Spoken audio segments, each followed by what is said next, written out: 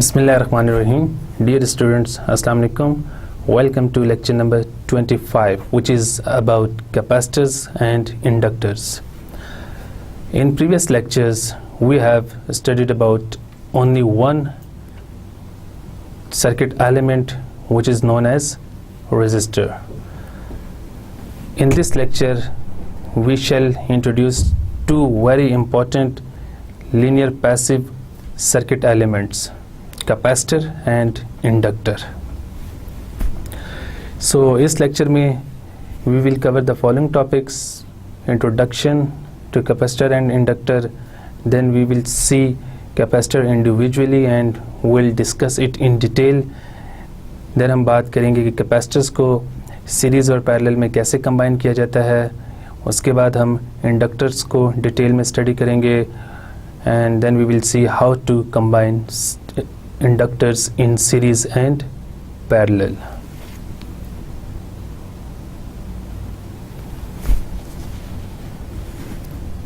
So सबसे पहले हम बात करते हैं रेजिस्टर की, जो कि हम प्रीवियस लेक्चर्स में इसको डिटेल से स्टडी कर चुके हैं और इससे रिलेटेड हमने डिफरेंट सर्किट्स भी बनाए थे, series circuit, parallel circuit, series parallel circuits, और फिर हमने रेजिस्टर में वोल्टेज फाइंड आउट की थी बाय यूजिंग ओम्स लॉ. इसके अलावा हमें करंट हमने देखा था कि I is equal to V by R. Resistor में हमने पावर फाइंड आउट की थी. इसके अलावा हमने रेजिस्टर की पावर रेटिंग की बात की थी. इस तरह फिर हमने बहुत से सर्किट्स देखे थे जो प्योरली रेजिस्टिव थे और उन पे फिर हमने different circuit analysis techniques apply की थी. So resistor is a passive element which dissipate energy only.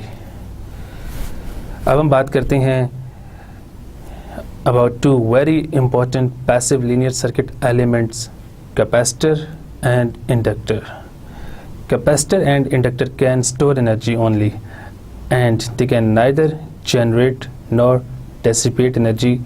जैसे कि रेजिस्टर में आपने देखा था कि एनर्जी डेसिपेट हो रही होती है, लेकिन कैपेसिटर और इंडक्टर में एनर्जी डेसिपेट नहीं होती है. इसमें एनर्जी इन दोनों में एनर्जी स्टोर होती है और उसके बाद फिर उस स्टोर्ड एनर्जी को हम at the later time we can retrieve it.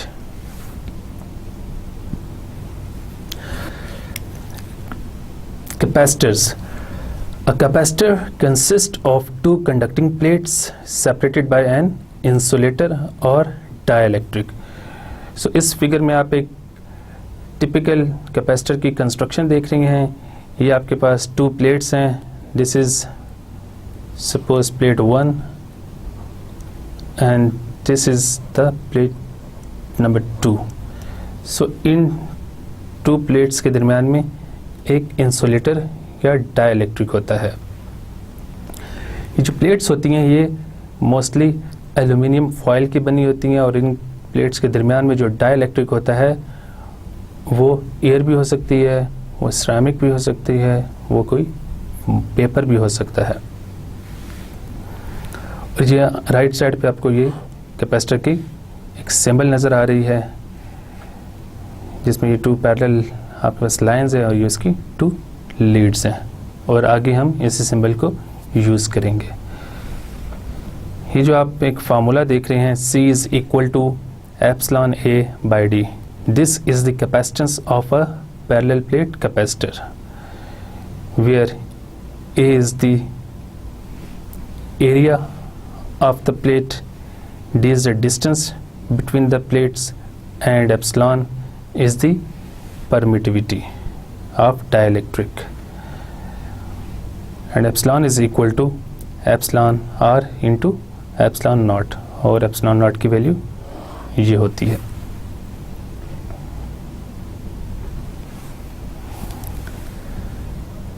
सो जब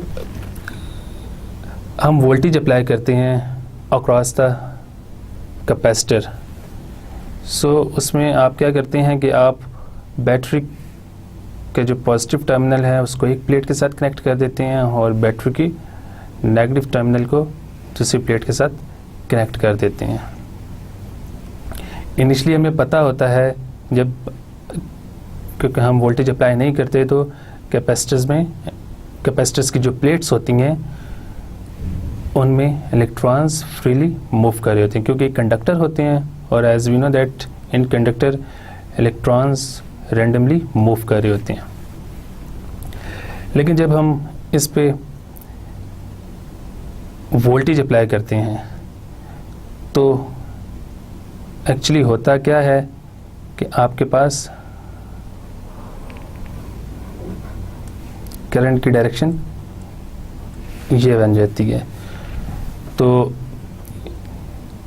जो बैटरी का पॉजिटिव साइड है वो इस प्लेट से, जब ये न्यूट्रल स्टेट में थी तो इसमें बहुत से फ्री इलेक्ट्रॉन्स थे तो उनको अट्रैक्ट करती है अपनी तरफ, तो यहाँ पे फिर डेफिशिएंसी ऑफ इलेक्ट्रॉन्स क्रिएट हो जाती है। तो यहाँ पे आपके पास फिर पॉजिटिव चार्जेस आना शुरू हो जाती हैं।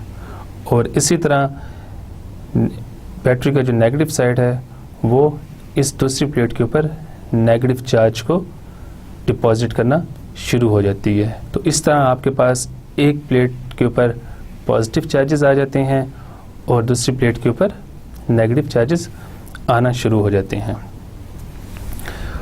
और हमें पता है कि जब आपके पास एक चार्ज पॉजिटिव हो और एक चार्ज नेगेटिव हो तो उनके दरमियान फोर्स ऑफ अट्रैक्शन होती है।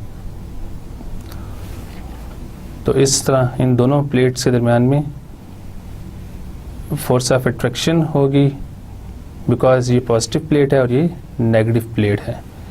सो ये जो फोर्स होती है ये एक्चुअली इनविजिबल लाइंस होती हैं और ये इलेक्ट्रिक फील्ड क्रिएट कर रही होती है। सो हम कह सकते हैं कि the capacitor is set to store the electric charge. So जो इलेक्ट्रिक फील्ड क्रिएट होती है that is actually the energy stored in the capacitor. Capacitance क्या होती है? The amount of charge that a capacitor can store per unit of voltage across its plate is its capacitance, और इसको हम C से represent करते हैं। दूसरे लफ्ज़ों में हम कह सकते हैं कि capacitance is a measure of a capacitor's ability to store charge. The more charge per unit of voltage that a capacitor can store the greater its capacitance. So इस स्टेटमेंट को हम इस फॉर्मूले की फॉर्म में लिख सकते हैं कि capacitance C is equal to charge per unit voltage. तो अगर प्लेट्स के ऊपर चार्ज ज़्यादा होगा तो इट मीन्स कि कैपेसिटेंस ज़्यादा होगी, अगर चार्ज कम होगा तो कैपेसिटेंस कम होगी। तो ये आपके पास कैपेसिटेंस का फार्मूला आ गया है, C is equal to Q by V। अभी जो हमारे पास फार्मूला आया था C is equal to Q by V, इसको हम रीअरेंज करके दो और फार्मूलाज बना सकते हैं। Q is equal to CV and V is equal to QC। ये सिंपली इस फार्मूले को आप थोड़ा सा रीअरेंज करें तो आप यहाँ से Q और V दोनों की वैल्यूज निकाल सकते हैं। The unit of capacitance, capacitance की यूनिट फैरेड होती है and 1 farad is the amount of capacitance when 1 coulomb of charge is stored with 1 volt across the plate. So अगर आप इस फार्मूले को देखें, C is equal to Q by V। So इस फार्मूले से हम देख सकते हैं कि Q की यूनिट कूलम्स होती है और वोल्टेज की यूनिट वोल्ट्स होती है और कैपेसिटेंस की यूनिट फैरेड होती है। सो 1 farad is the amount of capacitance when 1 coulomb of charge is stored with 1 volt across the plates.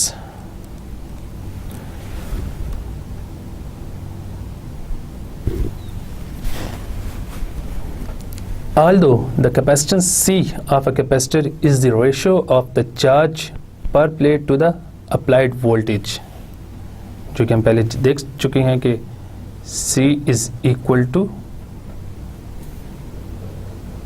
Q by V, but this capacitance does not depends upon Q or V. ये आपके पास capacitance given है parallel plate capacitor की, C is equal to epsilon A by D. So अब हम देखते हैं कि कैपेसिटेंस के ऊपर कौन से 3 फैक्टर्स अफेक्ट कर रहे होते हैं. Number 1 is area A. The larger the area, the greater the capacitance. Because आप इस फॉर्मूले में अगर देखें तो आपको नज़र आएगा कि capacitance is directly proportional to area A. So अगर हम एरिया को इंक्रीज करेंगे तो कैपेसिटेंस इंक्रीज होगी, और अगर हम एरिया को डिक्रीज करेंगे तो कैपेसिटेंस भी डिक्रीज होगी. Number 2, spacing between the plates D. So इस फार्मूले से हम देख सकते हैं कि capacitance is inversely proportional to D. The smaller the spacing the greater the capacitance. क्योंकि इन दोनों में इनवर्स रिलेशनशिप है, तो अगर D ग्रेटर होगा तो कैपेसिटेंस स्मॉलर होगी, और इसी तरह अगर D स्मॉलर होगा तो कैपेसिटेंस ग्रेटर होगी. Number 3, material permittivity epsilon. The higher the permittivity, the greater the capacitance. Again, from this formula we can see that capacitance is directly proportional to epsilon. तो epsilon अगर ज़्यादा होगा तो capacitance भी आपके पास ग्रेटर होगी, और अगर एप्सिलॉन की वैल्यू कम होगी तो कैपेसिटेंस भी आपके पास कम होगी. और ये हर मटेरियल की परमिटिविटी डिफरेंट होती है.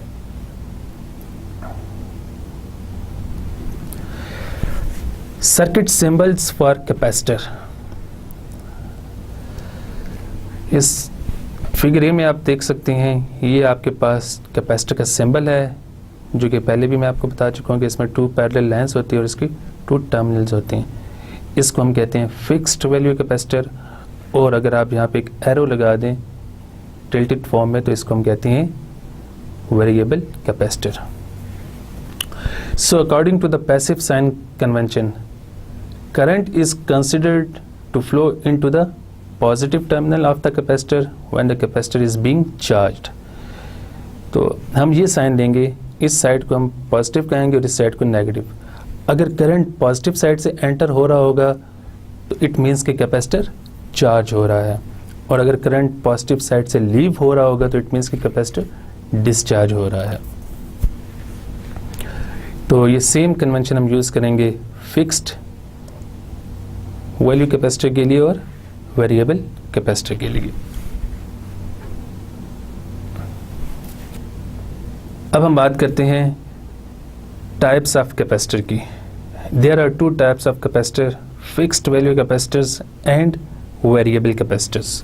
जैसे कि हमने रेजिस्टर्स के केस में देखा था कि हमारे पास 2 किस्म के रेजिस्टर्स होती हैं.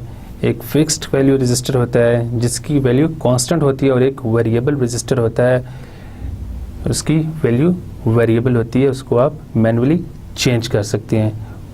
जैसे कि रेजिस्टर के केस में हमने वेरिएबल रेजिस्टर की 2 टाइप्स पढ़ी थी, एक पोटेंशियोमीटर था और एक रियोस्टैट. सो इसी तरह कैपेसिटर में भी आपके पास 2 इकसाम होती हैं, एक को फिक्स्ड वैल्यू कैपेसिटर कहते हैं और एक को वेरिएबल कैपेसिटर कहते हैं. तो सबसे पहले हम बात करते हैं फिक्स्ड वैल्यू कैपेसिटर की. तो इस फिगर में आप देख सकते हैं कि आपके पास 3 फिक्स्ड वैल्यू कैपेसिटर्स हैं.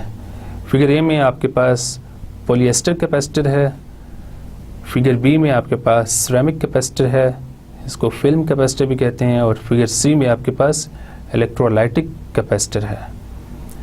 तो सबसे पहले हम बात करते हैं पॉलिएस्टर कैपेसिटर की. Polyester capacitor they are basically lighter in weight and stable, and their change with temperature is predictable. तो पॉलिएस्टर कैपेसिटर में आप dielectric meter dielectric material कोई और भी यूज़ कर सकते हैं, फॉर एग्जांपल माइका और पॉलीस्टाइरीन। अब हम बात करते हैं फिल्म कैपेसिटर की। Film capacitor are rolled and housed in metal और plastic film. Film capacitor actually consists of two metal foil electrodes made of aluminum foil separated by a piece of plastic film. So इसमें आपके पास 2 electrodes होते हैं जो aluminium के बने होते हैं और उनके दरमियान में एक प्लास्टिक फिल्म होती है। That's why इसको हम फिल्म कैपेसिटर कहते हैं। And third is electrolytic capacitor. Electrolytic capacitor is a type of capacitor that uses an electrolyte, which is an ionic conducting liquid, as one of its plate to achieve a larger capacitance per unit volume than others. तो ये आपके पास इस तरह तो fixed value capacitors की 3 types हैं जिसको हमने अभी डिटेल में स्टडी किया है। अब हम बात करते हैं वेरिएबल कैपेसिटर की। So from the figure we can see that there are 2 types of variable capacitor. One is trimmer capacitor and other is film trim capacitor, और ये कॉमनली यूज्ड कैपेसिटर्स होते हैं। इसके अलावा भी बहुत सी टाइप्स होती हैं कैपेसिटर्स की, लेकिन मोस्टली यूज्ड टाइप्स यही हैं। The capacitance of a trimmer capacitor is varied bye turning the screw. इस स्क्रू को अगर आप वेरी करेंगे with the help of screw driver तो आप इसकी कैपेसिटेंस को वेरी कर सकते हैं। The trimmer capacitor is often placed in parallel with another capacitor so that the equivalent capacitance can be varied slightly. Variable capacitors की बहुत सी एप्लीकेशन है और ये बहुत सी जगहों पे यूज़ होते हैं। फॉर एग्जांपल इनको हम यूज़ करते हैं रेडियो रिसीवर्स में, allowing one to tune to various stations. इसके अलावा कैपेसिटर्स के और भी यूजेस हैं। फॉर एग्जांपल कैपेसिटर्स डीसी को ब्लॉक करते हैं, एसी को पास करते हैं, शिफ्ट फेज शिफ्टिंग के लिए हम इसको यूज़ करते हैं, ये एनर्जी स्टोर करने के लिए यूज़ करते हैं और एज अ टेम्परेरी बैटरी भी यूज़ हो सकते हैं, मोटर्स को स्टार्ट करने के लिए और नॉइस को सप्रेस करने के लिए भी हम वेरिएबल कैपेसिटर्स को यूज़ करते हैं।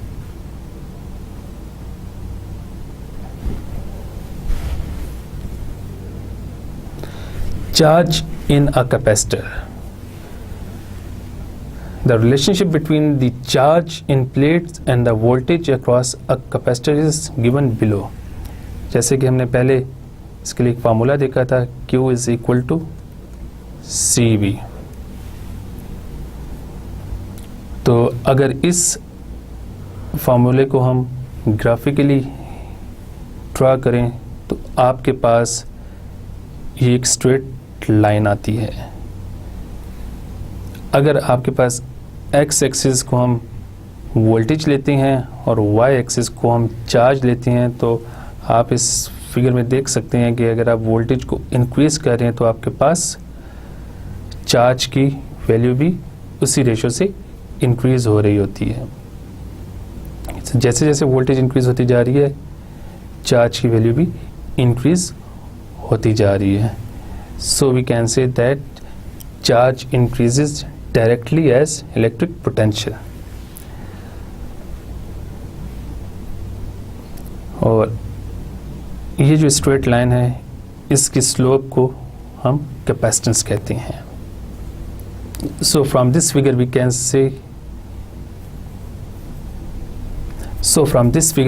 सी that there is a linear relationship between charge and voltage.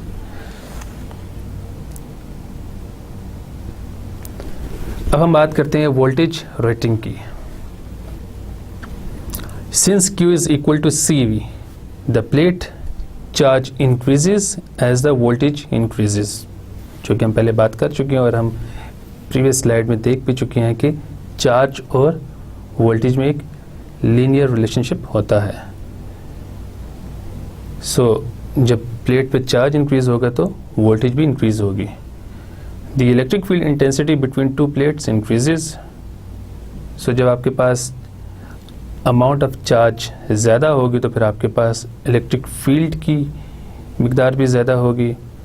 If the voltage across the capacitor is so large that the field intensity is large enough to break down the insulation of the dielectric, the capacitor is out of work. जब आप capacitor के cross high voltage apply करेंगे तो capacitor damage हो जाएगा। हर component, हर device की एक rating होती है। जैसे कि रेजिस्टर्स के केस में हमने बात की थी पावर रेटिंग की, कि हर रेजिस्टर की एक पावर गिवन होती है, अगर उससे ज़्यादा उसको आप पावर प्रोवाइड करेंगे तो वो डैमेज हो जाएगा। इसी तरह कैपेसिटर्स की वोल्टेज रेटिंग होती है, हर कैपेसिटर के ऊपर एक वोल्टेज मेंशन होती है। अगर आप उसको उससे ज़्यादा वोल्टेज अप्लाई करेंगे तो आपका कैपेसिटर डैमेज हो जाएगा। Hence, every practical capacitor has a maximum limit on its operating voltage.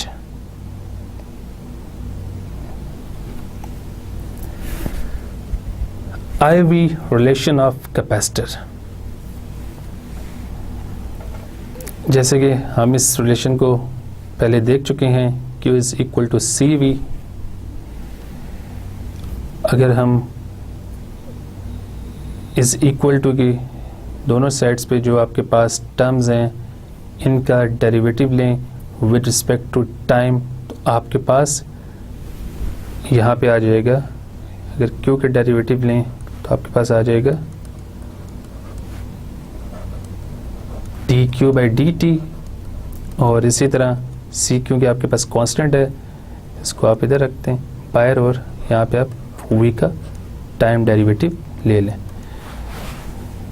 तो आपके पास अब आफ्टर टेकिंग द डेरिवेटिव ये फॉर्म आ जाएगी, और as we know that dQ/dt is equal to current I, so we can write that I is equal to C dV/dt।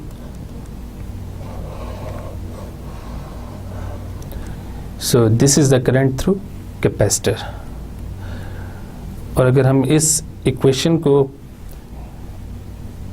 Graph के ऊपर ड्रा करें तो आपके पास कुछ इस तरह का ग्राफ आएगा।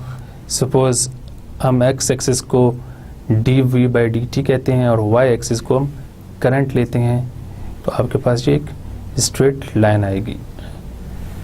तो this straight line is showing that there is a linear relationship between current and voltage, कि जैसे जैसे कैपेसिटर के क्रॉस हम वोल्टेज इंक्रीज करेंगे तो करंट भी इंक्रीज होगा। And the slope of this straight line is the capacitance, जो कि कांस्टेंट है, कैपेसिटेंस वेरी नहीं कर रही।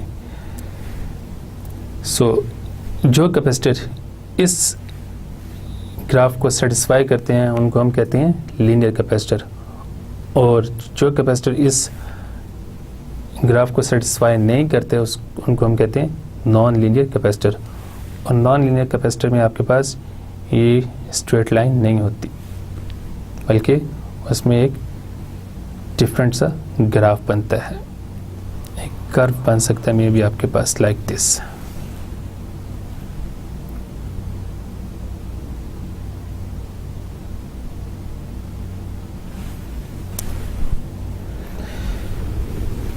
So as I is equal to C dV/dt, और अगर इसको हम रीअरेंज करें, इसको मैं यहाँ दोबारा लिखता हूँ,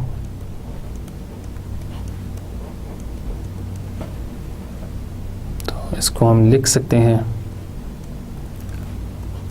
I/C is equal to dV/t, and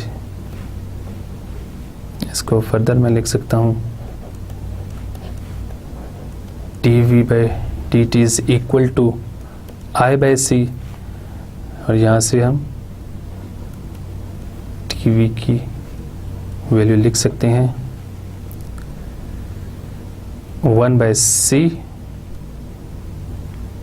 into I dt। तो अब दोनों साइडों का इंटेग्रल ले लें।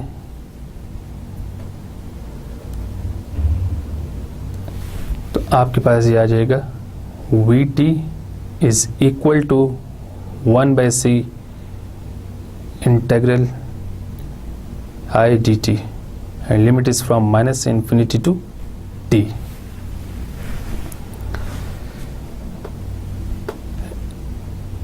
And here V minus infinity is equal to 0। It means कि कैपेसिटर के ऊपर जो वोल्टेज थी वो at time minus infinity is equal to 0। इस टाइम पे कैपेसिटर चार्ज नहीं था।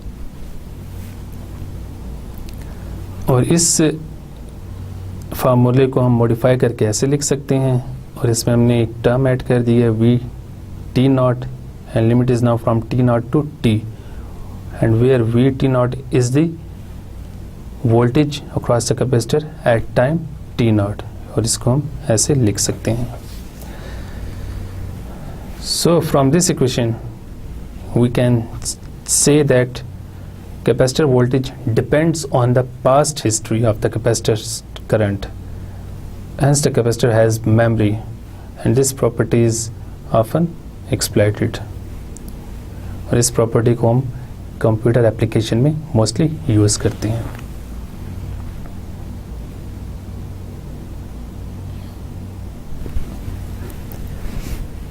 Power and energy storing in capacitor. As we know that the formula of power is P is equal to VI, so I is equal to C dV by dt, और इसको हमने V से multiply कर दिया। अब आपके पास ये बन जाएगा CV dV by dt। अब हम बात करते हैं energy in capacitor. So energy का फार्मूला हमारे पास ये है W is equal to integral limit is from minus infinity to T P into dt।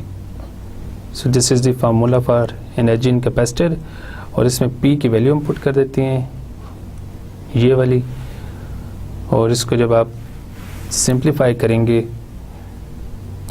तो आपके पास dt से कैंसिल हो जाएगा, और आपके पास ये फॉर्म आ जाएगी C integral of V dV and limit is from minus infinity to T। और जब आप इसको इंटीग्रेट करेंगे तो आपके पास ये बन जाएगा वी स्क्वायर बाई 2। तो ये वी स्क्वायर आपके पास यहाँ पे आ जाएगा और डिवाइडेड बाई 2 आप इसको यहाँ लिख देंगे। और अब इसमें हम ये लिमिट्स पुट करते हैं तो आपके पास एनर्जी के लिए फार्मूला आ जाएगा 1/2 CV square. And as we know that V minus infinity is equal to 0।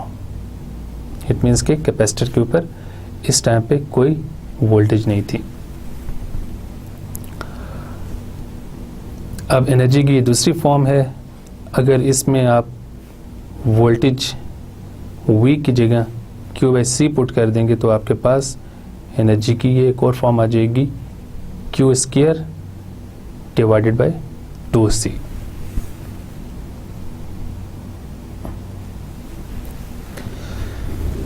अब हम बात करते हैं some important properties of a capacitor. So this is the current through the capacitor and this current is equal to C dV by dt। So here the important thing is the derivative of V with respect to time. So when V is a constant voltage then current is 0, because जब आप V की जगह कोई constant value put करेंगे तो constant का derivative 0 होता है, तो आपके पास करंट 0 आ जाएगा। A constant voltage across a capacitor creates no current through the capacitor. The capacitor in this case is the same as an open circuit. तो जब हम कांस्टेंट वोल्टेज अप्लाई करते हैं अक्रॉस द कैपेसिटर तो after some time capacitor के cross भी वही voltage appear हो जाती है जो कि वोल्टेज सोर्स की होती है, और जब ये दोनों वोल्टेजेस इक्वल हो जाती हैं तो फिर ये एक दूसरे के इफेक्ट को कैंसिल करती हैं और उसमें से फिर करंट पास नहीं करता। और जब करंट पास नहीं करेगा तो वो capacitor as a open circuit behave करेगा। So we can say that a capacitor is an open circuit to DC, कि जब कभी भी कैपेसिटर के क्रॉस हम डीसी वोल्टेज अप्लाई करेंगे तो capacitor as an open circuit behave करेगा, वहां से करंट पास नहीं करेगा। However, if a battery DC voltage is connected across a capacitor, the capacitor charges. Capacitor के क्रॉस वोल्टेज होगी क्योंकि कैपेसिटर कंटिन्यूसली चार्ज हो रहा है फ्रॉम बैटरी, लेकिन उसमें से करंट पास नहीं करेगा। The voltage on the capacitor must be continuous. The voltage on a capacitor cannot change abruptly. So from this equation आप देख सकते हैं कि आपके पास यहाँ पे वोल्टेज का डेरिवेटिव है with respect to time. The derivative of a time varying quantity is the instantaneous rate of change of that quantity. So therefore voltage on the capacitor is continuous. Suppose if V is abruptly changed,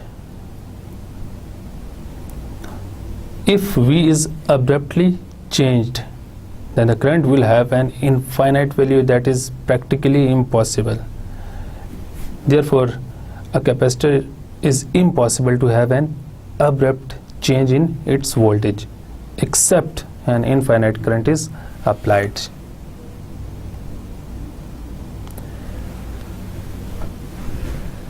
सो यहाँ पे आपके पास figure A में एक wave form है and this wave form is showing the voltage with respect to time.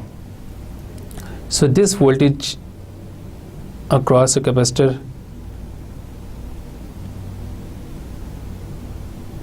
Is acceptable form, क्योंकि आप देख सकते हैं कि यहाँ पे वोल्टेज कंटिन्यूसली चेंज हो रही है. लेकिन अगर आप फिगर बी को देखें तो it is not physically possible for the capacitor voltage to take this form, क्योंकि यहाँ पे एक अब्रप्ट चेंज आ रहा है. सो कैपेसिटर के क्रॉस इस तरह की वोल्टेज नहीं हो सकती. Conversely the current through a capacitor can change instantaneously. So we can say that the voltage across a capacitor is continuous, whereas the current through a capacitor can change instantaneously. अब इसी चीज़ को हम एक और तरीके से देखते हैं कि कैपेसिटर के क्रॉस वोल्टेज कंटिन्यूस कैसे होती है. As we know, the formula of energy W of T is equal to 1/2 CV square, and this indicates that energy is proportional to voltage squared. And since injecting or extracting energy can only be done over some finite time, so voltage cannot be changed instantaneously across a capacitor.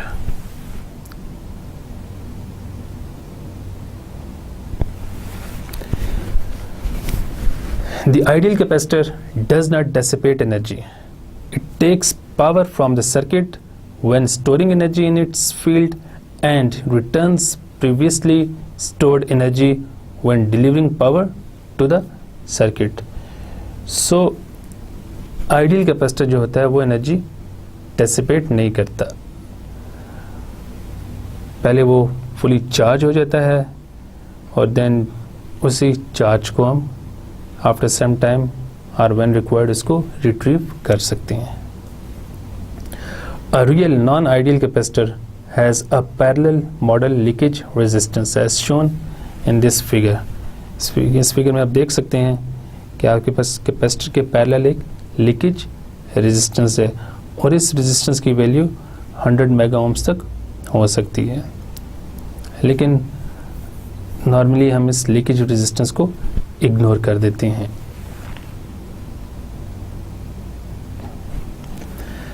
Now we solve some examples related to capacitor.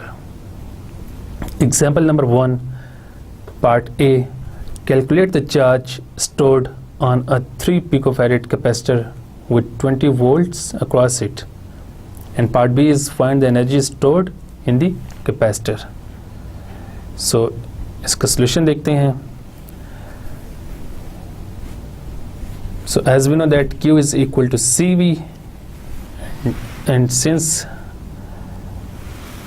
C is equal to 3 into 10 raised to power minus 12 and V is equal to 20 volts, तो इन दोनों का आप जब multiply करेंगे तो आपके पास charge की value आ जाएगी 60 pico Coulomb's.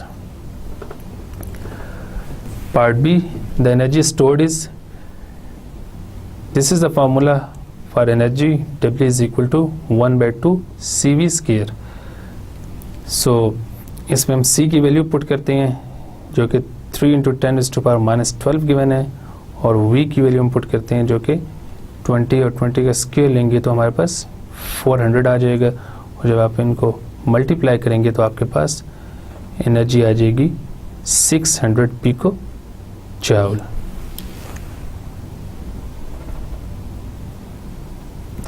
Example 2, the voltage across a 5 microfarad capacitor is V of t is equal to 10 cos 6000 t volts.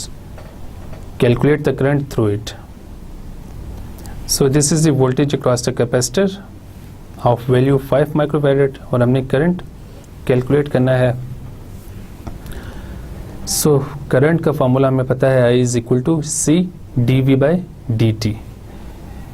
तो इसमें C की वैल्यू पुट करें 5 into 10 raised to power minus 6, because it is 5 microfarad, so micro is equal to 10 raised to power minus 6. तो यहाँ पे हमने C की value put कर दी है, and D by dt into V की वैल्यू आप यहाँ पे पुट कर दें जो कि यहाँ पे आपको गिवन है। सो जब आप इसका डेरिवेटिव लेंगे तो आपके पास ये आ जाएगा -10 sin 6000 t इंटू 6000। इसको जब आप इससे मल्टीप्लाई कर देंगे 5 into 10 raised to power minus 6 से, तो आपके पास करंट की वैल्यू ये आ जाएगी।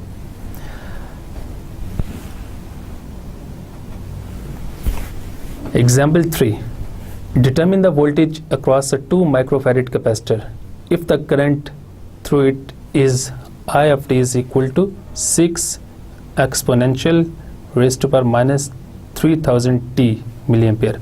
अगर जी आपके पास करंट है and this is the value of capacitor, तो हमें इसमें वोल्टेज फाइंड आउट करनी है।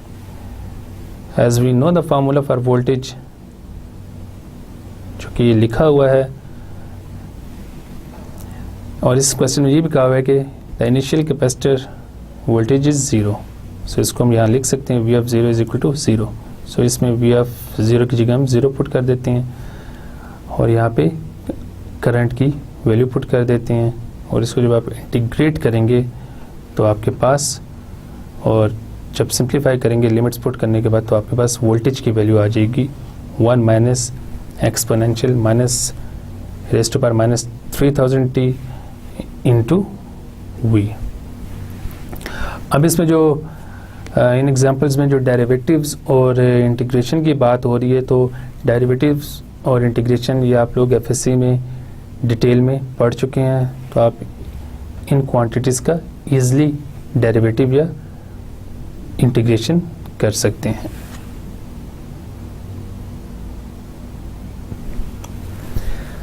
क्वेश्चन नंबर 4,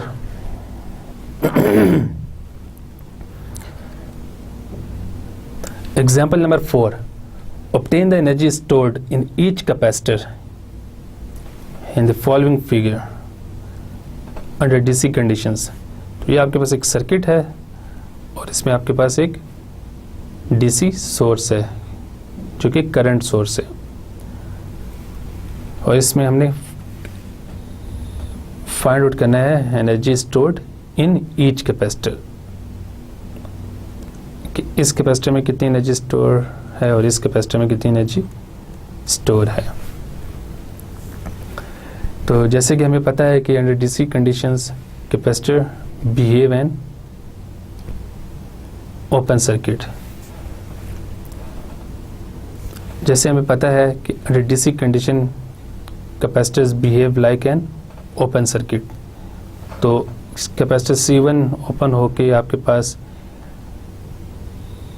ये दो टर्मिनल्स छोड़ देगा और कैपेसिटर C2 भी यहाँ पे ओपन हो जाएगा, और यहाँ पे जो इसकी क्रॉस वोल्टेज होगी इसको हम V2 कह दिया, और इन दो टर्मिनल्स के बीच में जो वोल्टेज होगी इसको हमने V1 कह दिया।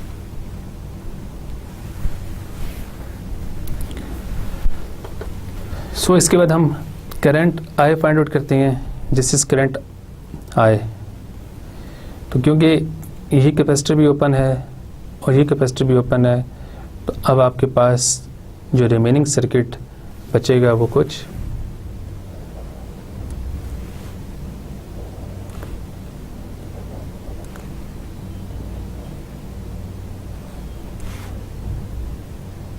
इस तरह का होगा।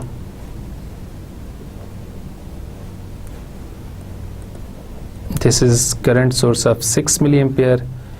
This is a resistor of 3 kilo ohm and this is resistor of 2 kilo ohm, and ये आपके पास 4 किलो ओम का रेजिस्टर है, और 5 किलो ओम रेजिस्टर का इफेक्ट ख़त्म हो जाएगा क्योंकि यहाँ से ये पाथ ब्रेक हो गया है, ओपन हो गया है। तो अब आपके पास सर्किट की ये फॉर्म आ जाएगी। अब इस सर्किट को देखते हुए हम करंट I फाइंड आउट करते हैं। सो दिस इज करंट I।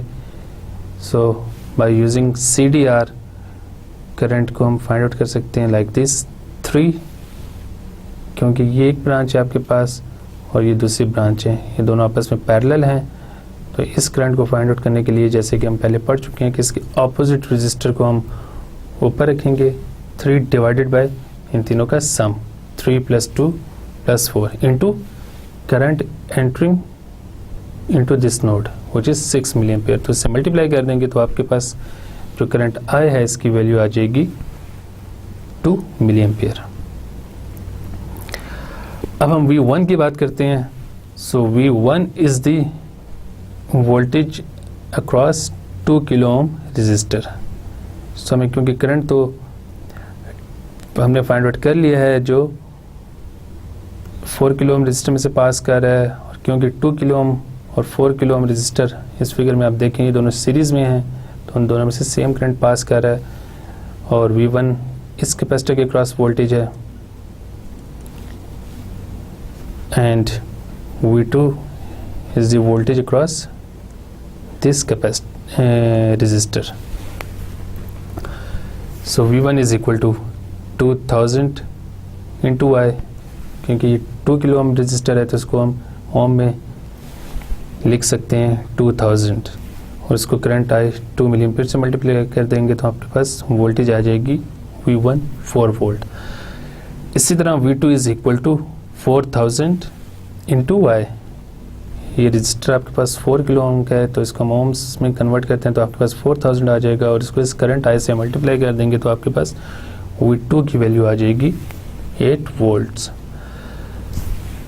अब हम बात करते हैं energy stored in capacitor 1 and capacitor 2। तो सबसे पहले हम कैपेसिटर 1 में देखते हैं कितनी एनर्जी स्टोर्ड है। सो हमें इस फार्मूले का पता है W = 1/2 CV²। तो जब हम कैपेसिटर 1 की बात करेंगे तो हम इसको W1 लिख सकते हैं, इसको C1, इसको V1 लिख सकते हैं। तो इसमें C1 और V1 की वैल्यूज पुट करेंगे तो आपके पास 16 मिली जूल एनर्जी स्टोर होगी कैपेसिटर 1 में, और इसी तरह कैपेसिटर 2 में जितनी एनर्जी स्टोर होती है इसको हम सिमिलरली फाइंड आउट कर सकते हैं। यहाँ हम W2 लिख देते हैं, यहाँ C2 और यहाँ पे V2। इसमें जब C2 और V2 की वैल्यू हम पुट करेंगे तो इसको सिंप्लीफाई करेंगे तो हमारे पास एनर्जी आ जाएगी 128 milli joule and this energy is stored in capacitor 2.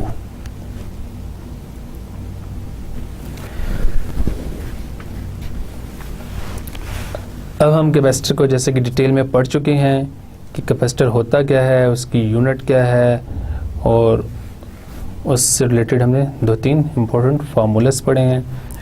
अब हम देखते हैं कि जब हम कैपेसिटर को पैरेलल फैशन में कनेक्ट करते हैं तो इक्विवेलेंट कैपेसिटेंस किसकी इक्वल आती है. सपोज आपके पास capacitor C1, C2, C3 up to Cn ये पैरेलली कनेक्टेड हैं, तो इसका ये इक्विवेलेंट फाइंड आउट करते हैं.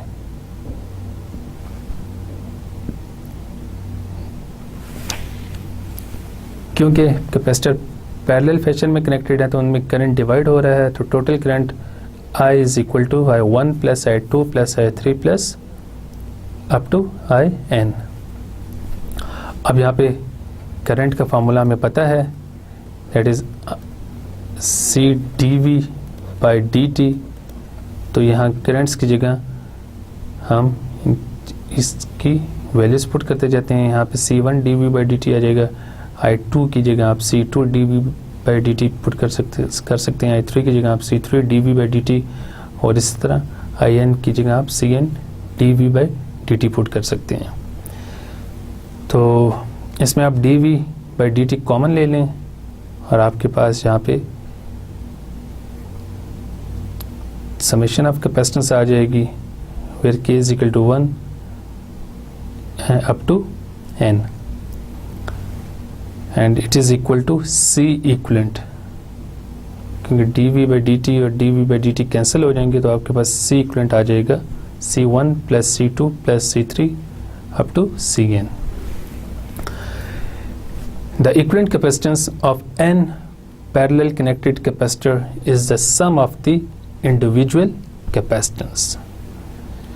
तो जैसे कि हमने रेजिस्टर के केस में देखा था कि जब रेजिस्टर सीरीज फॉर्म में कनेक्टेड होते हैं तो उनकी जो टोटल या इक्विवेलेंट रेजिस्टेंस होती है उनको हम सिंपली ऐड करके फाइंड आउट कर सकते हैं.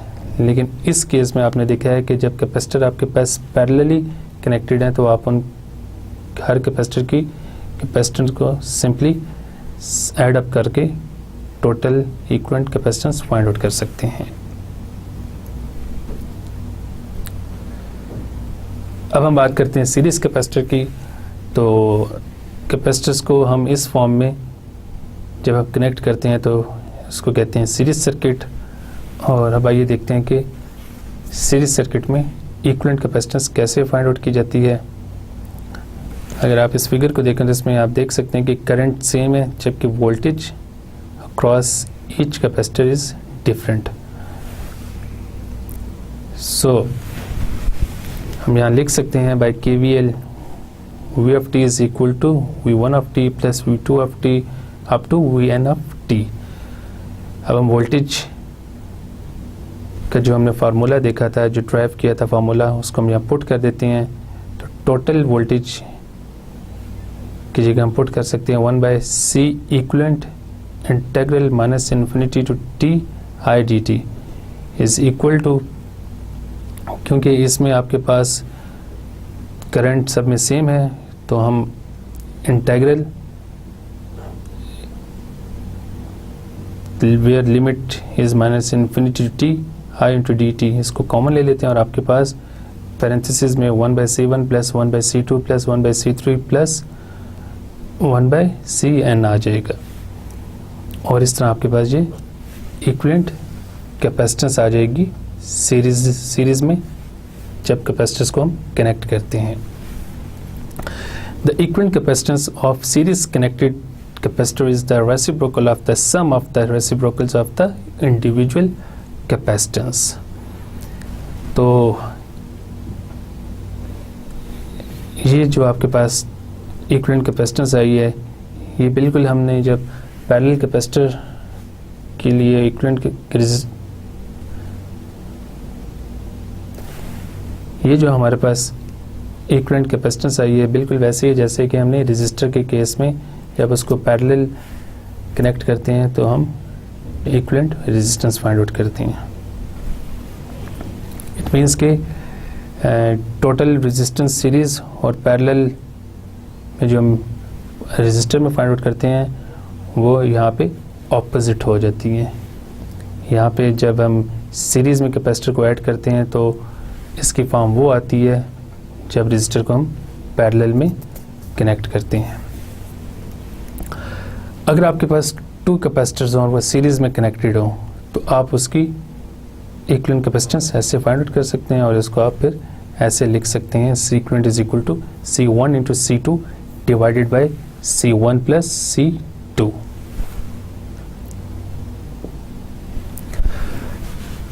Example 5. Find the equivalent capacitance seen between terminals A and B of the circuit in the figure. इस फिगर में आप देख सकते हैं कि आपके पास ये दोनों कैपेसिटर सीरीज में कनेक्टेड हैं and then this group is in parallel with this capacitor and then this whole group is in parallel with this capacitor and finally this whole group is in series with 60 microfarad. तो इसको हम next slide में इसका solution देखते हैं। तो आप देख सकते हैं कि 20 microfarad and 5 microfarad capacitor are in series,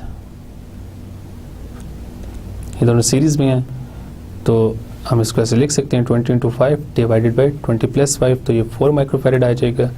then 4 microfarad capacitor is in parallel with 6 microfarad and 20 microfarad capacitors. तो इनको हम सिंपली ऐड कर सकते हैं 4 प्लस 6 प्लस 2, तो आपके पास 30 माइक्रोफैरेड आ जाएगा। And finally 30 microfarad capacitor is in series with 60 microfarad capacitor. तो इसका इक्विवेलेंट आप सिंपली दोनों को मल्टीप्लाई करें ऊपर न्यूमरेटर में और इसको डिवाइड कर दें सम ऑफ दीज 2 कैपेसिटेंस। तो आपके पास इक्विवेलेंट कैपेसिटेंस आ जाएगी 20 microfarad. Example 6. For a circuit in figure, find the voltage across each capacitor. अब इस फिगर में हमने V1, V2 और V3 फाइंड आउट करने हैं। तो इसका सॉल्यूशन है, आप देख सकते हैं कि ये दोनों कैपेसिटर 20 मिलीफैरेड एंड 40 मिलीफैरेड ये दोनों पैरेलल में है। तो आप इसको सिंपली ऐड कर सकते हैं, तो ये आपके पास 60 मिलीफैरेड बन जाएगा। और उसके बाद 60 मिलीफैरेड जो इन दोनों का सम होगा वो 30 मिलीफैरेड और 20 मिलीफैरेड के साथ सीरीज़ में है। तो आप इसका इक्विवेलेंट ऐसे फाइंड आउट कर सकते हैं और आपके पास इक्विवेलेंट आ जाएगा C equivalent 10 मिलीफैरेड के इक्वल। सो अब हम टोटल चार्ज फाइंड आउट करते हैं। As we know that Q is equal to CV, तो यहाँ हम C equivalent पुट कर देते हैं जो कि 10 मिलीफैरेड आया है और उसको वोल्टेज 30 के साथ मल्टीप्लाई कर देते हैं। तो आपके पास टोटल चार्ज आ जाएगा 0.3 कूलम्स।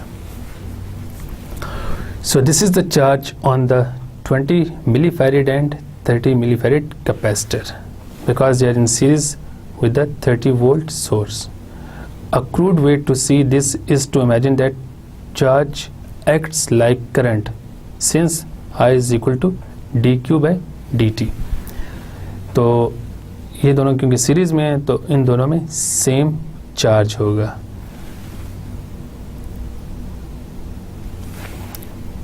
सो हम V1 फाइंड आउट कर सकते हैं by using this formula. V1 is equal to Q by C1, तो यहाँ Q की वैल्यू अब हमारे पास आई थी 0.3, उसको पुट कर दें डिवाइडेड बाई C1 की वैल्यू पुट कर दें, तो आपके पास V1 की वैल्यू आ जाएगी 15 वोल्ट्स।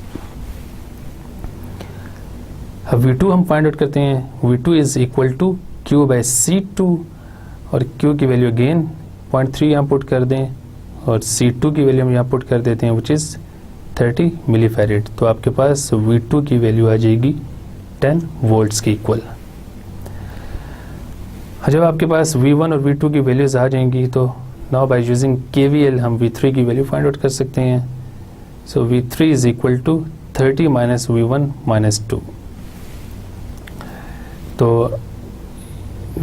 अगर इसको मैं KVL अप्लाई करूँ इस सर्किट के ऊपर तो हम लिख सकते हैं V source is equal to V1 plus V2 plus V3.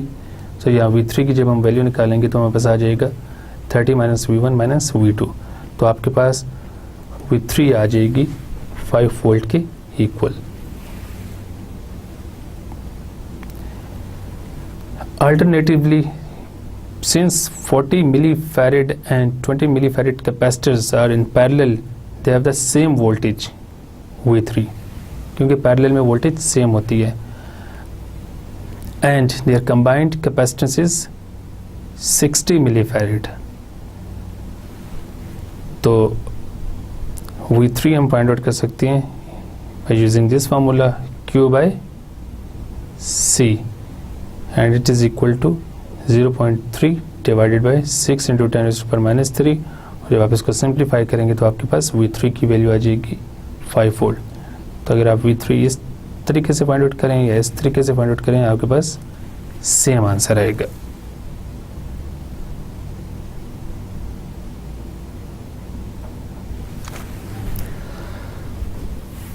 अब हम बात करते हैं इंडक्टर की. Inductor is a passive element and it is designed to store energy in its magnetic field. जैसे कि कैपेसिटर में हम देखा था कि वो इलेक्ट्रिक फील्ड में एनर्जी स्टोर करता है, whereas inductor store energy in its magnetic field. Inductor find numerous applications in electronics and power system, and they are mostly used in power supplies, transformers, radios, TVs, radars and electric motors. Any conductor of electric current has inductive properties and may be regarded as an inductor. आपके पास कोई भी wire हो, कोई भी conductive wire हो या conductive कोई material हो तो उसकी कोई ना कोई इंडक्टेंस होगी. But in order to enhance the inductive effect, a practical inductor is usually formed into a cylindrical coil with many turns of conducting wire. लेकिन क्योंकि वो सिंगल वायर जो है ऑल दो इसमें कुछ ना कुछ इंडक्टेंस होगी, लेकिन हमें एक सोफिस्टिकेटेड इंडक्टर बनाने के लिए स्पेशल एक मेथड फॉलो करना पड़ेगा.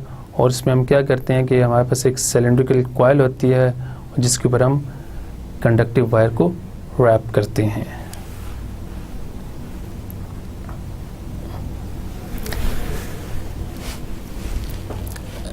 An inductor is made of a coil of conducting wire.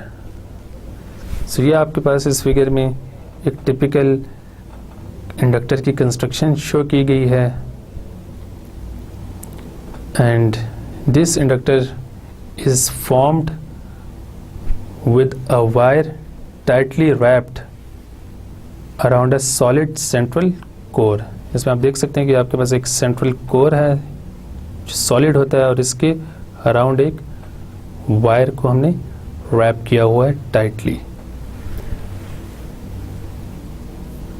तो इस तरह ये आपके पास एक बेसिक इंडक्टर बनता है. और ये जो इक्वेशन आप देख रहे हैं, this is the inductance of a solenoid where n is the number of turns. आप देख सकते हैं यहाँ पे there are many number of turns. तो इन टर्न्स को काउंट किया जाता है और ये n से इसको हम शो करते हैं. Mu is the permeability of the material. ये जो हम कोर यूज कर रहे हैं ना, इसकी परमिएबिलिटी को शो कर रहा है. A is the cross sectional area of this core and L is the length of the core.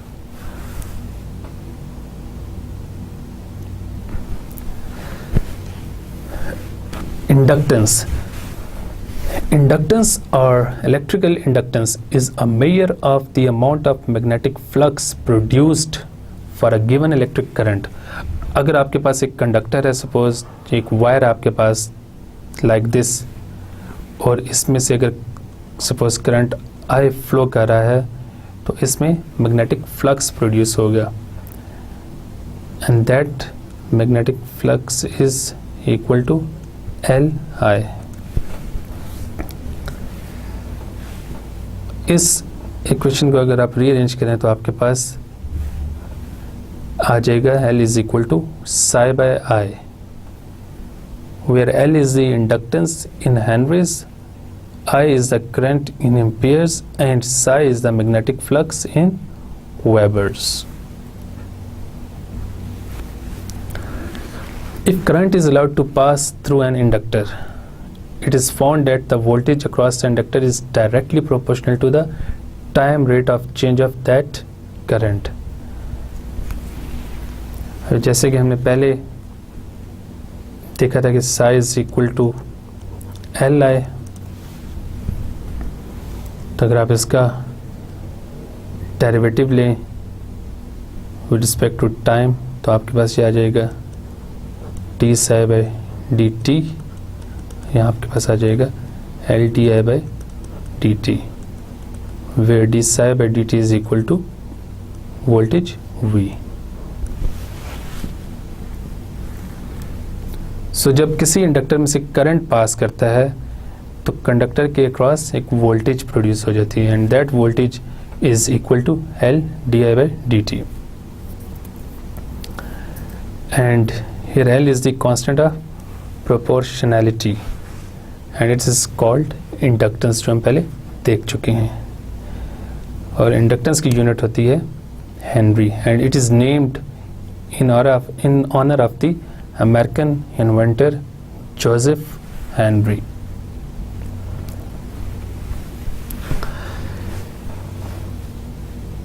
इस फिगर में डिफरेंट इंडक्टर्स शो किए गए हैं। फिगर ए में आपके पास जो इंडक्टर है that is solenoidal wound inductor, figure B में आपके पास टोरॉइडल इंडक्टर है, एंड फिगर सी में आपके पास चिप इंडक्टर है, and this equation shows the inductance of a solenoidal wound inductor. Here n is number of turns, L is length, A is cross sectional area, and mu is the permeability of the core. Like capacitance, the inductance of an inductor depends on its physical dimensions and construction.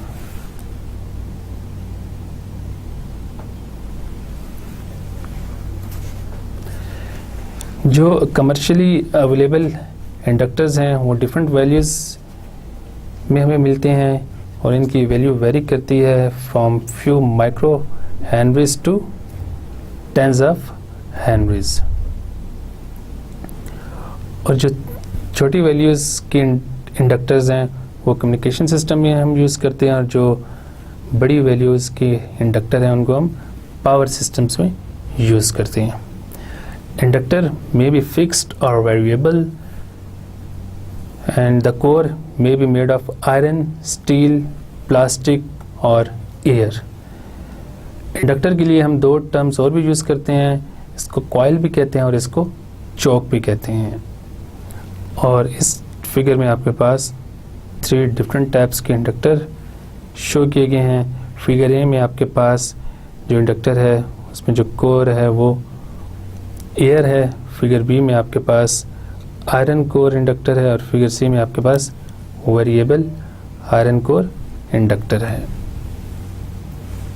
और यहाँ पे जो directions हैं, जो science sign किए हुए हैं, इसको प्लस एंड माइनस, ये भी पैसिव साइन कन्वेंशन है कि इसमें पॉजिटिव साइड से जब करंट एंटर होगा तो इट मीन्स कि इंडक्टर चार्ज हो रहा है, और जब पॉजिटिव साइड से करंट लीव करेगा तो इट मीन्स कि इंडक्टर करंट रिलीज कर रहा है।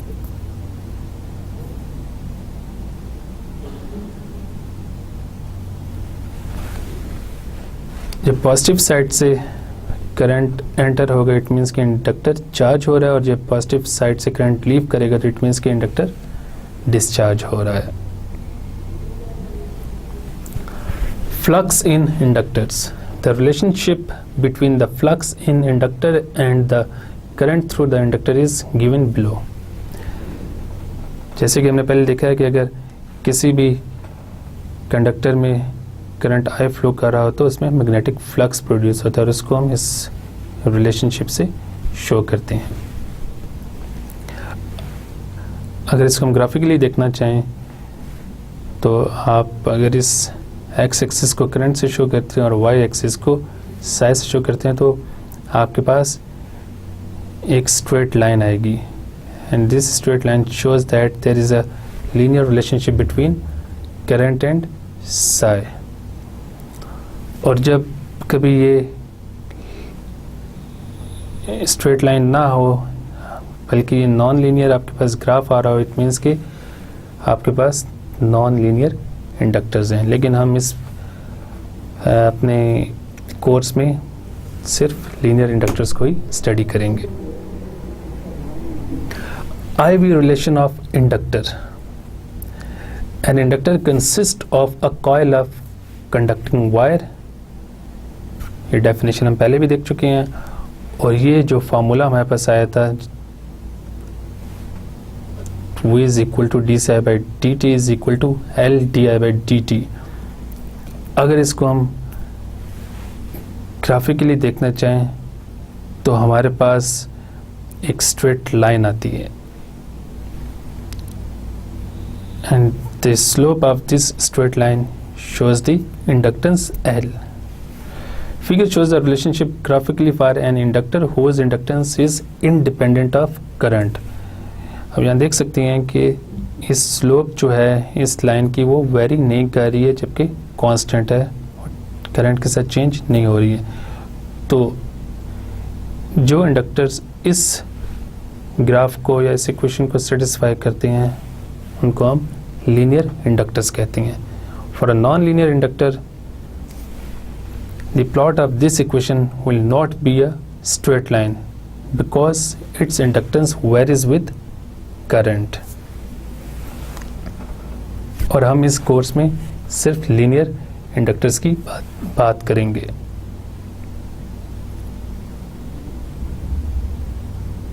और हम इस कोर्स में सिर्फ लीनियर इंडक्टर्स की बात करेंगे. अब हम current through the inductor find out करते हैं. As we know that voltage across the inductor is equal to L di by dt. So अगर इसको थोड़ा सा आप रीअरेंज करें तो आपके पास di equals to 1 by L v dt.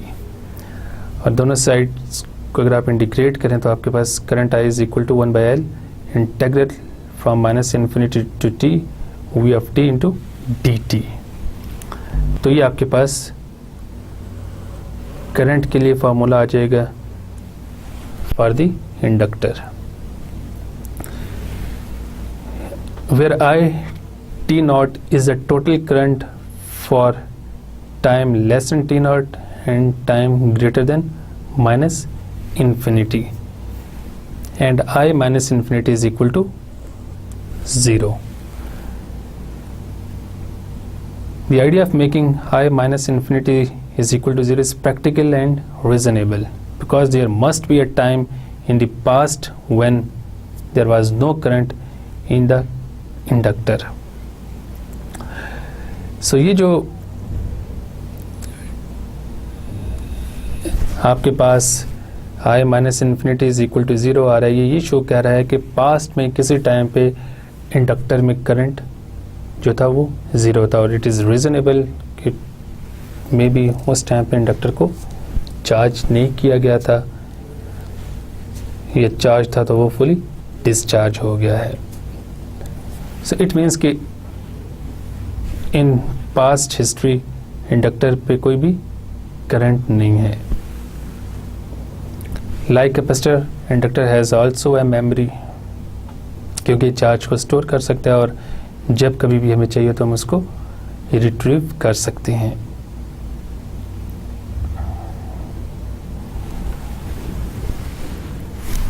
Again हम इंडक्टर की डेफिनेशन देखते हैं कि inductor is design to store energy in its magnetic field. इस चीज़ को याद रखने की ज़रूरत है कि capacitor store energy in its electric field, whereas inductor store energy in its magnetic field. अब हम पावर की बात करते हैं। Power in an inductor, so power का फार्मूला हमें पता है कि P is equal to V है, तो V is equal to LdI/dt into Y. तो ये आपके पास पावर का फार्मूला बन जाएगा। अब हम एनर्जी बात करते हैं। Energy stored in an inductor is equal to integral limit is from -∞ to t p dt। तो इसमें p की वैल्यू हम पुट कर देंगे जो कि हमारे पास g है, और इसको सिंप्लीफाई करेंगे तो आपके पास एनर्जी के लिए जो इक्वेशन है वो ये बन जाएगी 1/2 Li²।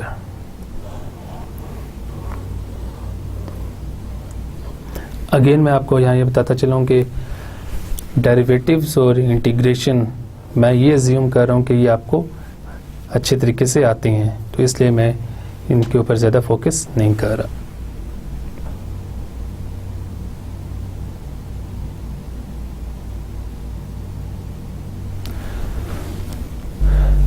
Now we talk about some important properties of inductor.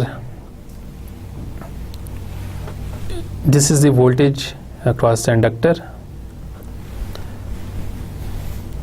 When the current through an inductor is constant, then the voltage across the inductor is 0, same as a short circuit,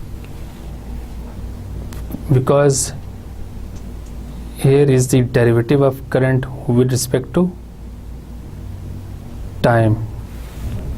तो जब आप किसी constant value का derivative लेंगे तो वो आपके पास ज़ीरो आ जाएगा।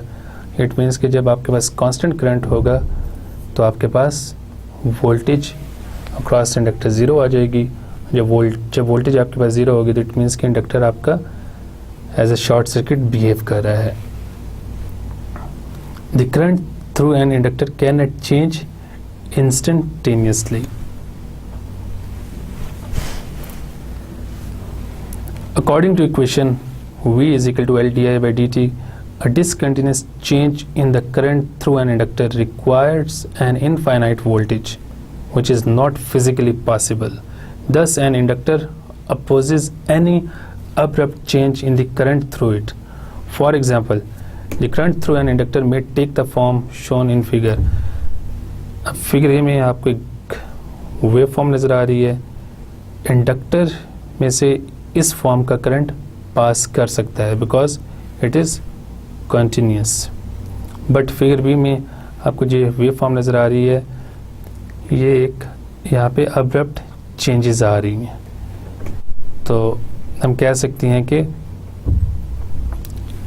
The inductor current can not take this form.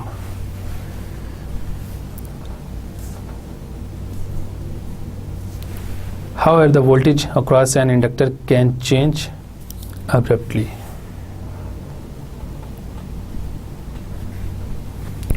Like the ideal capacitors, the ideal inductor does not dissipate energy. The energy stored in it can be retrieved at a later time. The inductor takes power from the circuit when storing energy and delivers power to the circuit when returning previously stored energy. कि जैसे हमने पहले बात की कि energy dissipation inductors और capacitor में नहीं होती है।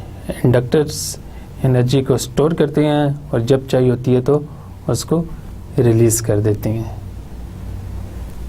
The inductor can be used to generate a high voltage, for example used as an igniting element. Inductor जो होते हैं वो शॉर्ट पीरियड ऑफ टाइम में हाई वोल्टेज प्रोड्यूस कर सकते हैं। ये इसकी एक बहुत इंपॉर्टेंट प्रॉपर्टी है। अब हम बात करते हैं the model of a practical inductor.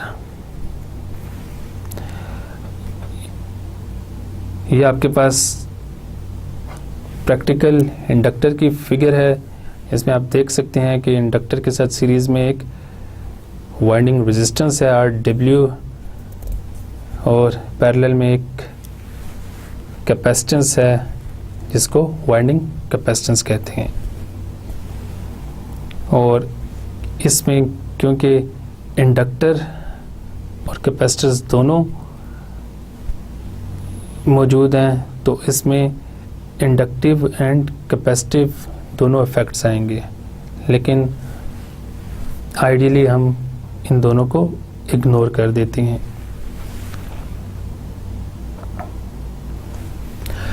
Now we solve some examples related to inductor. The current through a 0.1 Henry inductor is I of t is equal to 10t e raised to power minus 5t amperes. Find the voltage across the inductor and the energy stored in it. So हमें voltage का formula पता है, V is equal to L di by dt and L की value given है 0.1 Henry. इस value को इसमें आप पुट करें और यहाँ करंट की वैल्यू पुट करें 10 into t into exponential raise to power minus 5t। और जब आप इसका डेरिवेटिव लेंगे और इसको सिंप्लीफाई करेंगे तो आपके पास वोल्टेज की वैल्यू आ जाएगी e raise to power minus 5t into 1 minus 5t volts. और अब हम एनर्जी फाइंड आउट करते हैं, energy stored in inductor. So energy का फार्मूला हमें पता है कि W is equal to 1/2 Li square. तो यहाँ पे L की वैल्यू और I की वैल्यू हम पुट करते हैं तो हमारे पास एनर्जी की वैल्यू आ जाएगी 5t square exponential raise to power minus 10t joule. Example 2. Find the current through a 5 Henry inductor if the voltage across it is V of t is equal to 30t square for time greater than 0 and voltage is 0 for time less than 0. Also find the energy stored within time greater than 0 and time less than 5 seconds. Assume that initially inductor is not charged, so I of 0 is equal to 0. तो इसका solution ये given है as I is equal to 1 by L integral t naught to t V of t dt plus I t naught. This is the current through the inductor. तो हमें L की value given है 5 Henry, तो इसमें हम L की value put करते हैं, इसमें हम V of t की वैल्यू पुट करते हैं 30t स्क्वायर और I t naught हमें 0 गिवन है तो इसमें पुट करते हैं। और इसको आप जब इसका इंटीग्रेट करेंगे इसको और इसको सिंप्लीफाई करेंगे तो आपके पास करंट की वैल्यू आ जाएगी 2t क्यूब।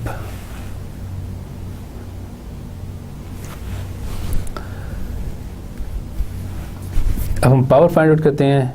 पावर का फॉर्मूला होता है P is equal to V आई।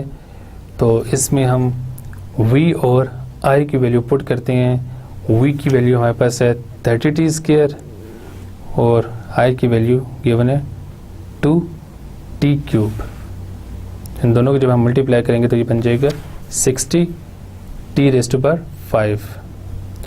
और अब हम एनर्जी फाइंड आउट करते हैं। तो एनर्जी का फॉर्मूला हमें पता है ये होता है, और इसमें हम जब P की वैल्यू पुट करेंगे और इसको इंटीग्रेट करेंगे और लिमिट्स पुट करेंगे तो हमारे पास energy stored in inductor is equal to 156.25 kilo joule. और एनर्जी को हम ऐसे भी फाइंड आउट कर सकते हैं कि energy at time 5 minus energy at time 0। तो इन दोनों के फार्मूलेस हम ऐसे लिख देते हैं और यहाँ पे हम 5 पुट कर देते हैं और यहाँ पे हम 0 पुट कर देते हैं। तो अगर आप इस क्वेश्चन में देखें तो आपने क्योंकि 0 to 5 सेकंड ये इंटरवल है जिसमें हमने एनर्जी फाइंड आउट करनी है, तो एक दफ़ा टाइम 0 पुट करेंगे और एक दफ़ा हम टाइम 5 पुट करेंगे। तो इसमें जब आप L और I की वैल्यूज पुट करेंगे और इसको सिंप्लीफाई करेंगे तो आपके पास एनर्जी आ जाएगी 156.25 kilo joule, so which is the same as obtained before.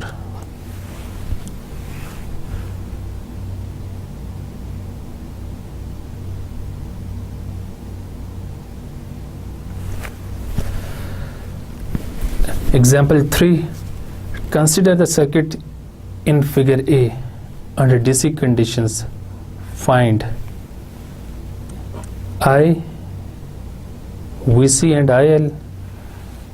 This is I, this is VC and this is IL. B. The energy stored in the capacitor and inductor. Capacitor और inductor में जो energy store होगी उसको हमने find out करना है. तो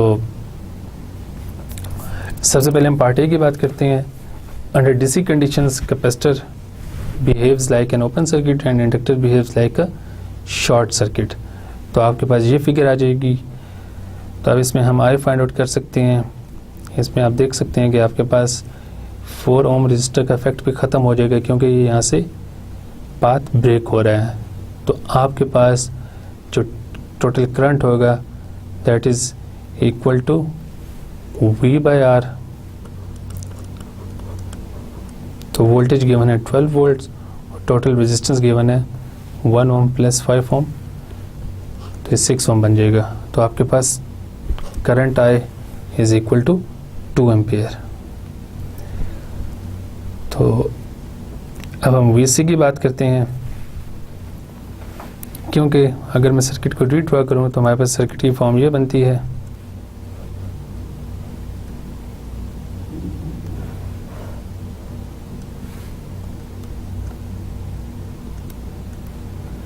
तो यहाँ से यहाँ तक जो वोल्टेज होगी वो आपके पास VC होगी. सो ये वोल्टेज बनती है across 5 ohm resistor. So VC is equal to 5 into total current I. तो इसको आप इसे मल्टीप्लाई करेंगे तो आपके पास VC की वैल्यू आ जाएगी 10 वोल्ट्स. अब हम बात करते हैं energy stored in a capacitor. So उसका फार्मूला ये होता है WC is equal to 1/2 CVC square. तो C की वैल्यू हमारे पास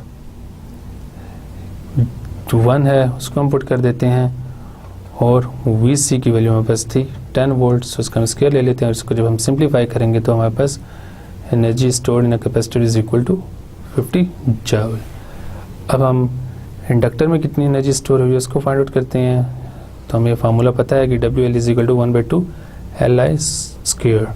तो 1/2 इंडक्टर की वैल्यू 2 पुट कर दें और करंट की वैल्यू I की वैल्यू हमारे पास 2 है, तो यहाँ 2 पुट कर दें, 2 का स्क्वायर ले लें तो आपके पास एनर्जी आ जाएगी 4 joule. So 4 joule energy is stored in inductor. Inductors in series. अगर आपके पास इंडक्टर इस तरह कनेक्टेड हो तो हम कहते हैं कि इंडक्टर्स को सीरीज़ में कनेक्ट किया गया है. और अब इनका इक्विवेलेंट कैसे फाइंड आउट करते हैं आइए वो देखते हैं.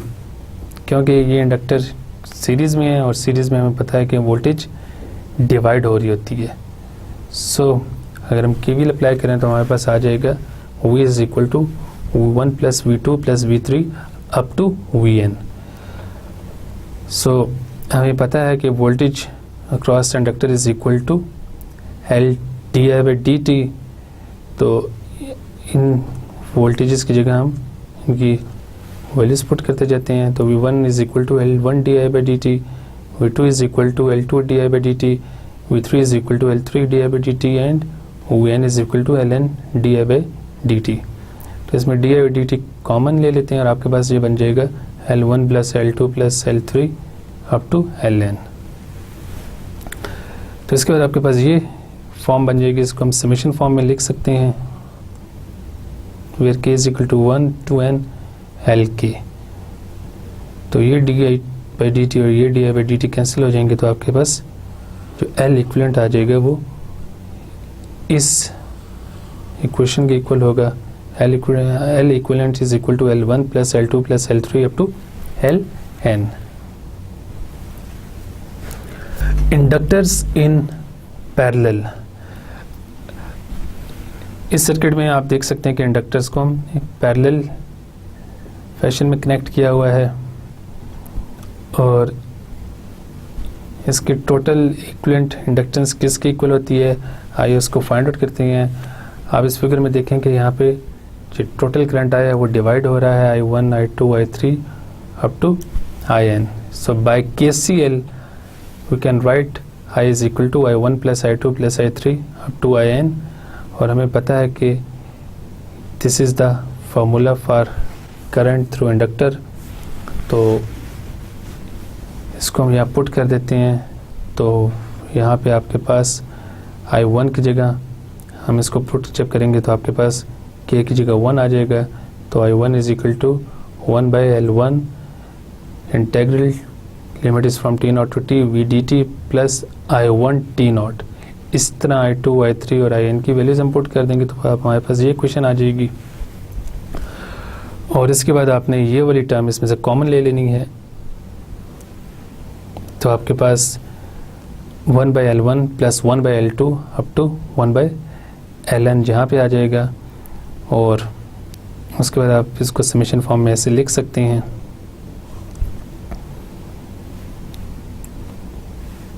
और इसको फिर आप इस टर्म को इस टर्म के साथ कैंसिल कर सकते हैं। तो आपके पास 1/L equivalent is equal to 1/L1 plus 1/L2 up to 1/Ln आ जाएगा। सो जब इंडक्टर्स पैरेलली कनेक्टेड होते हैं तो इक्विवेलेंट इंडक्टेंस इस फॉर्मूले के थ्रू हम फाइंड आउट कर सकते हैं। Example 5, find the equivalent inductance of the circuit shown in figure. तो इसका सलूशन देखते हैं। इसमें आप देख सकते हैं कि 20 हेनरी, 12 हेनरी एंड 10 हेनरी ये तीनों सीरीज़ में, तो इनको हम ऐड करेंगे तो हमारे पास 42 हेनरी बन जाएगा।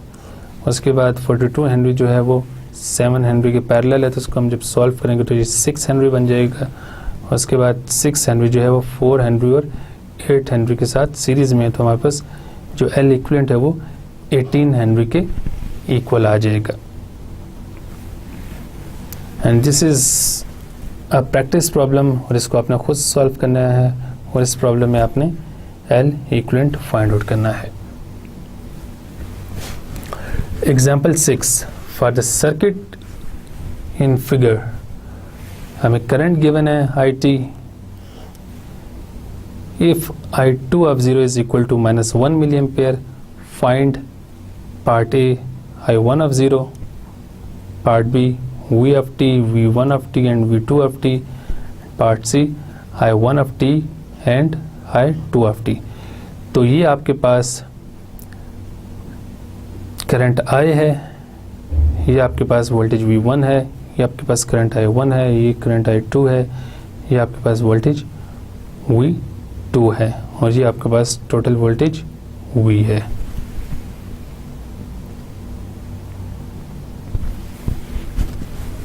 तो इसका सॉल्यूशन गिवन है। I of t हमें गिवन था which is equal to this, और यहाँ से हम I of 0 फाइंड आउट कर सकते हैं। इसमें t की जगह हम 0 जब पुट करेंगे तो हमारे पास ये 4 मिली एम्पियर के इक्वल आ जाएगा। एंड I1 of 0, क्योंकि I1 करंट ये वाला है और हमें I of 0 गिवन है जो यहाँ से करंट आ रहा है, तो जो हम इस करंट में से I2 of 0 माइनस करेंगे तो हमारे पास I1 of 0 आ जाएगा 5 मिली एम्पियर्स के इक्वल। अब इस सर्किट का हम इक्विवेलेंट इंडक्टेंस फाइंड आउट करते हैं। So which is equal to 2 + 4 parallel to 12, तो L इक्विवेलेंट आपके पास आ जाएगा 5 हेनरी के इक्वल। अब हम VT की बात करते हैं। So VT is equal to L equivalent di/dt। तो इसमें L इक्विवेलेंट की वैल्यू हम 5 हेनरी पुट करते हैं यहाँ पे, और यहाँ पे जो हमारे पास करंट था I जो ये गिवन है, इसका हम डेरिवेटिव लेंगे और इसको सिंप्लीफाई करेंगे तो हमारे पास V of t की वैल्यू आ जाएगी दिस वन। इसके बाद हम V1 of t की बात करते हैं। So V1 is equal to, again हम वही फार्मूला यूज़ करेंगे LdI/dt।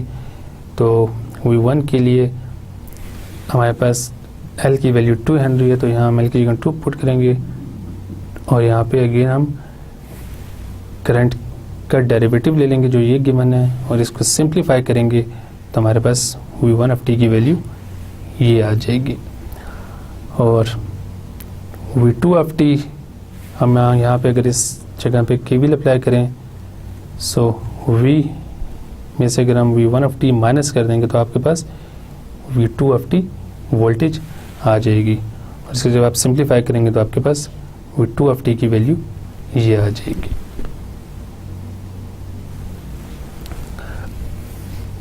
अब हम इसका पार्ट C सॉल्व करते हैं।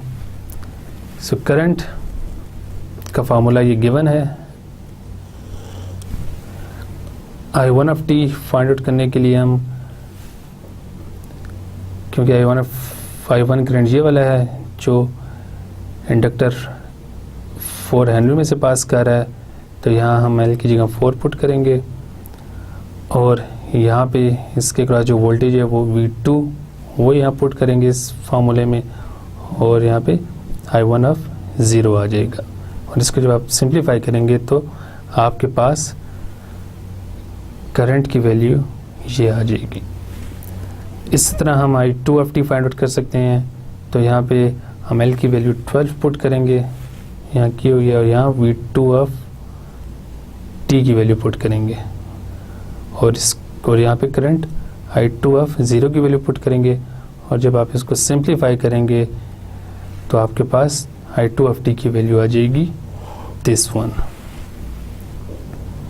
और इसमें आप ये भी देख सकते हैं कि क्योंकि ये आपके पास नोड है तो total current is equal to I1 plus I2। तो इसमें जितने भी डेरिवेटिव्स और इंटीग्रेशंस हैं ये आपने इसको खुद सॉल्व करना है।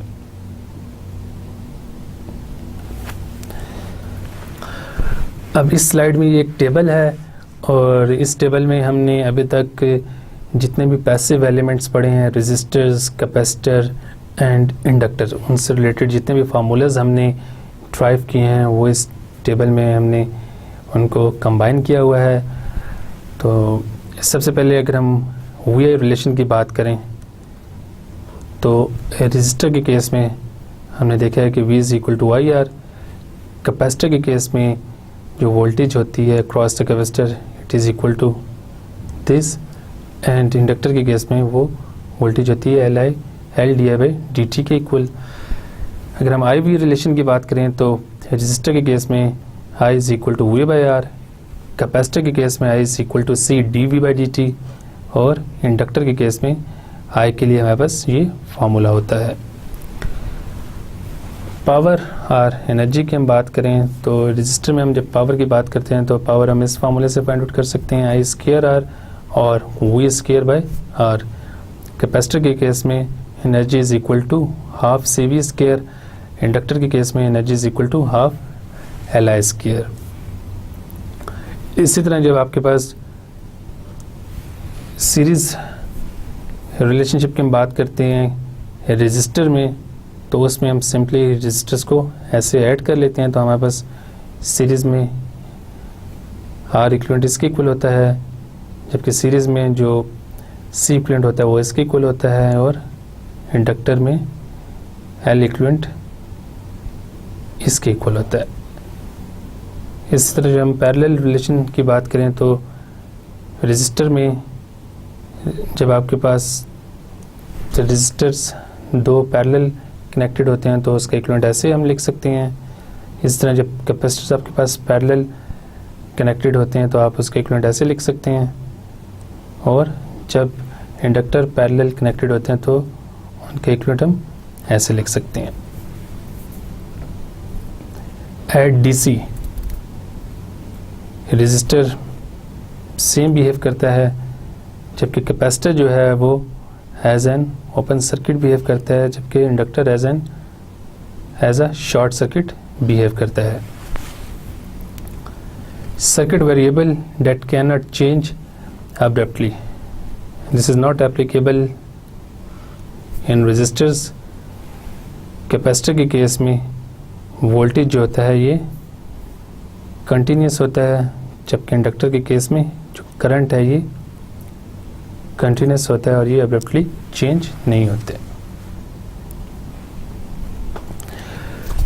Applications of capacitors and inductor. Circuit elements such as resistors and capacitors are commercially available in either discrete form or integrated circuit form.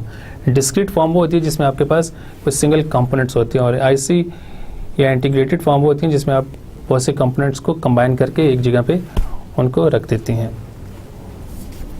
तो unlike capacitors and resistors, inductors with appreciable inductance are difficult to produce on IC substrate. Therefore, inductors really come in discrete form and tend to be more bulky and expensive. For this reason, inductors are not as versatile as capacitors and resistors, and they are more limited to applications.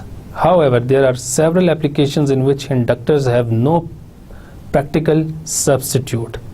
They are routinely used in relays, delays, sensing devices, pickup heads, telephone circuits, radio and TV receivers, power supplies, electronic motors, microphones and loudspeakers, to mention a few.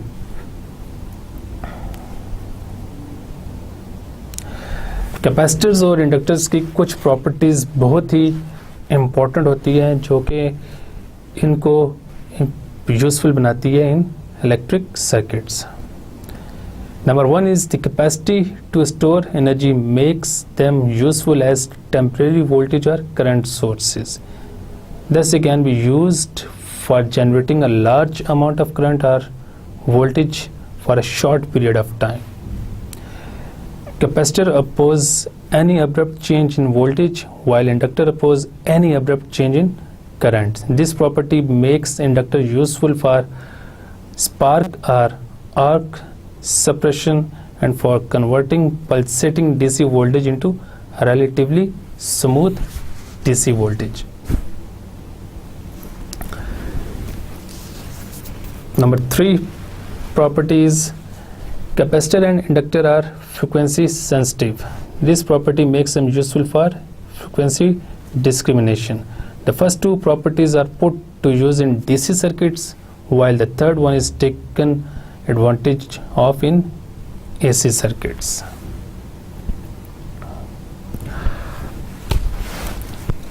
अब मैं इस एक दो slides में capacitor और inductor को summarise करता हूँ। जो हमने इस कैपेसिटर और इंडक्टर से रिलेटेड फार्मूलास पढ़े हैं और जो कैपेसिटर और इंडक्टर से रिलेटेड कुछ important properties देखेंगे।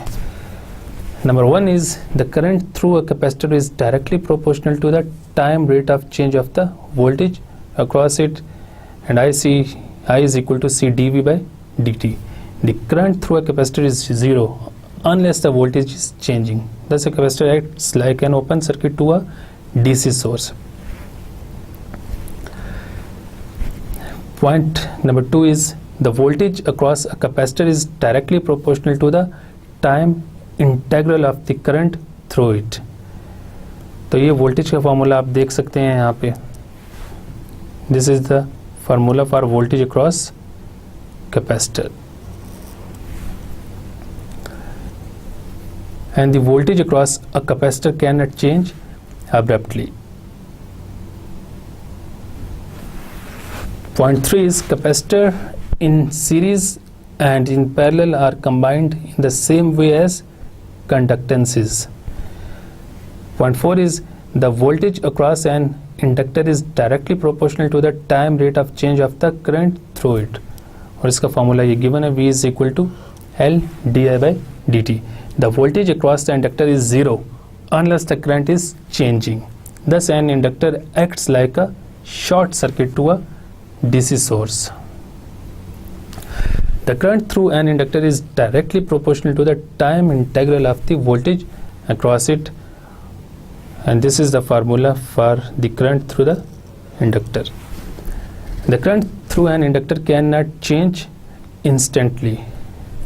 Point number 6 is inductors in series and in parallel are combined in the same way resistors in series and in parallel are combined.